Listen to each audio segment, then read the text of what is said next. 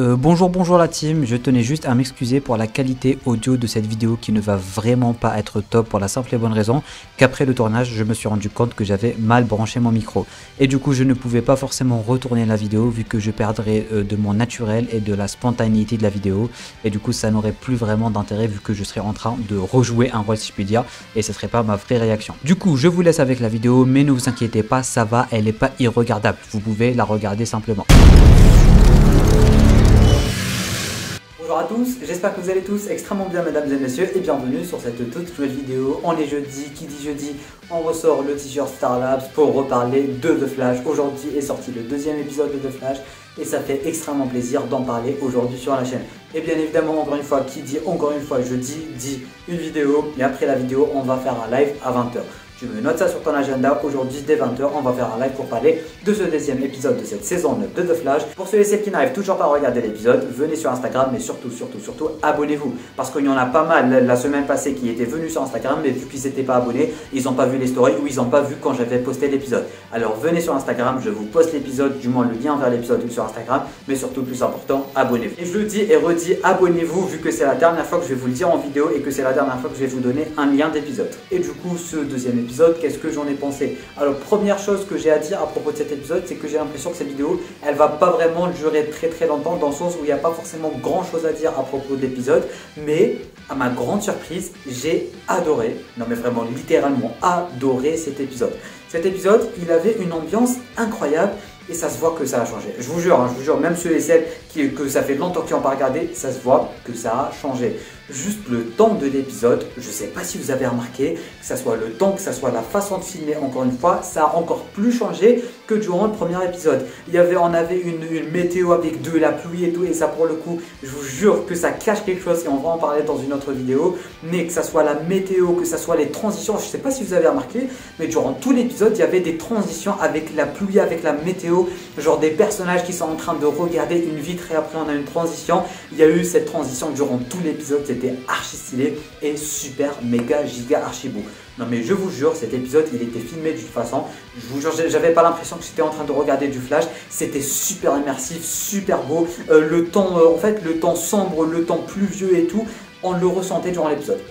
Voilà, on ressentait ce temps pluvieux durant cet épisode et j'y arrivais pas à y croire. Non mais je vous jure, on le ressentait et j'ai l'impression que ça a un certain rapport avec ce nouveau personnage Snow, ou du moins à la fin je sais plus comment il l'appelait, mais c'était le tout premier nom que le père de Caitlin avait donné à Killer Frost. Et encore une fois ça va être le sujet d'une autre vidéo, mais encore une fois cet épisode il était tellement bien filmé, tellement bien chorégraphié, il était incroyable et super immersif. Il y avait aussi un certain genre de flashback aussi, il était bourré mais il était super beau. Non mais je vous jure, je ne m'attendais pas à voir un épisode aussi beau et aussi immersif. Ce plan de météo et le fait de voir cette météo, non mais je ne sais pas comment expliquer ça. Ceux et celles qui ont regardé l'épisode, dites-le moi en bas dans les commentaires, mais c'était incroyablement incroyable. Et du coup c'était un épisode qui me faisait ma foi plutôt peur, dans le sens où on savait qu'on avait 13 épisodes et que dès la bande-annonce et dès la fin du premier épisode, on savait que ça allait être un épisode qui allait se focaliser sur Caitlin ou du moins Snow ou du moins Frost, bref appelez-la comme vous voulez.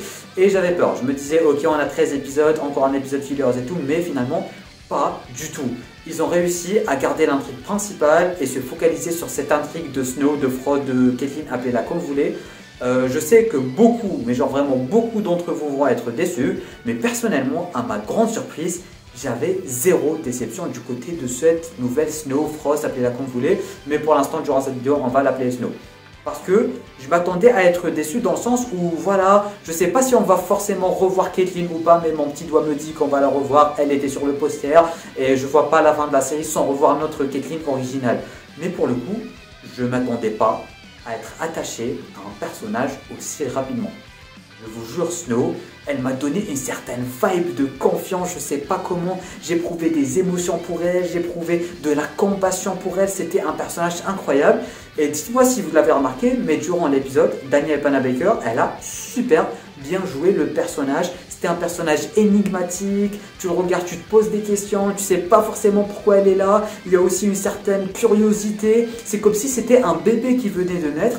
Et le jeu d'acteur était incroyable, on le ressentait à son visage, à ses émotions, elle arrivait vraiment à le faire ressentir. Et pour le coup, durant cet épisode, j'ai vraiment remarqué un acting incroyable de la part de Danielle Panabaker. Et c'est ça qui m'a vraiment fait apprécier le personnage. Non mais vraiment.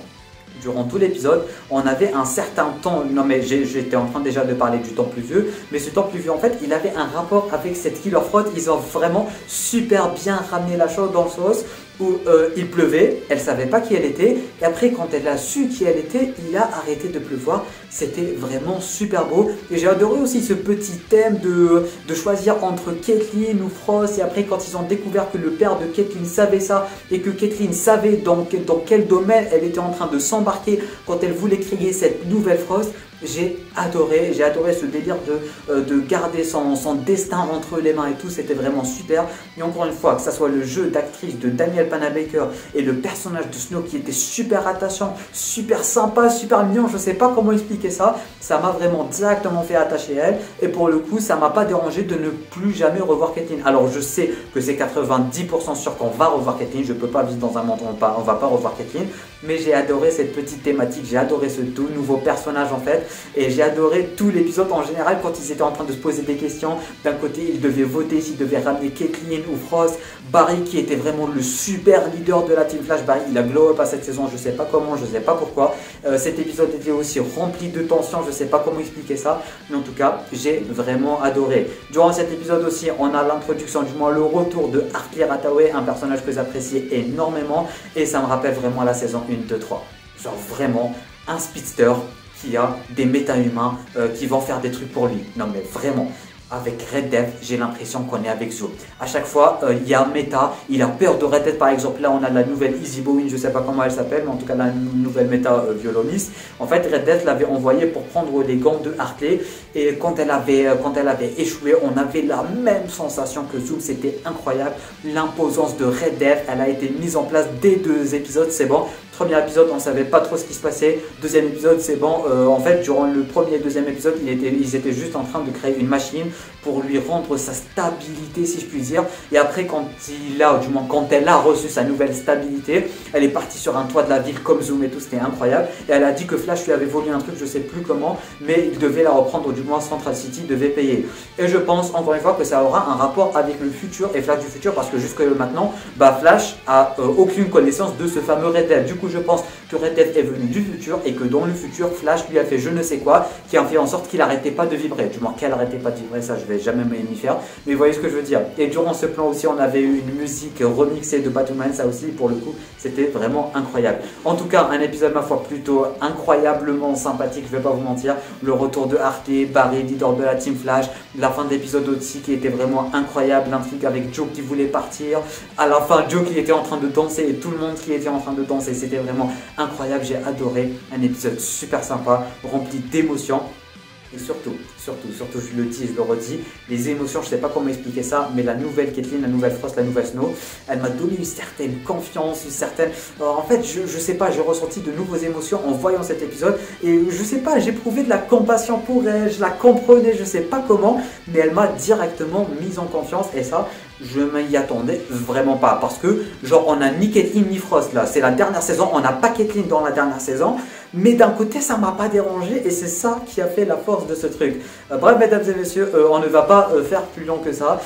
Dès le prochain épisode, on aura Hartley Hathaway. En fait, Hartley Hathaway, j'ai l'impression qu'il va devenir un personnage de plus en plus récurrent dans la série, dans le sens où maintenant ils vont essayer de ramener des méchants dans le passé qui sont un peu devenus gentils pour les aider à faire je ne sais quoi avec Red Death. Bref, ça s'annonce vraiment incroyable. Un épisode incroyable, ça se voit, c'est la fin, que ça soit du côté de Joe, que ça soit du côté désespoir de l'épisode et tout. Je l'ai vraiment adoré et ils ont réussi à nous faire parvenir ça. Et ça, pour le coup, c'est vraiment très fort de leur part. Bref, tu peux laisser un petit pouce bleu, tu peux me dire en bas dans les commentaires qu'est-ce que toi tu as pensé de cet épisode que personnellement tu l'auras vu, je l'ai vraiment adoré. Tu peux aussi t'abonner à la chaîne YouTube ainsi qu'activer les notifications en cliquant juste ici. Tu peux regarder une autre vidéo en cliquant juste là. Sur ce, moi je te dis à très bientôt pour une toute nouvelle vidéo. C'était Namiad, portez-vous bien.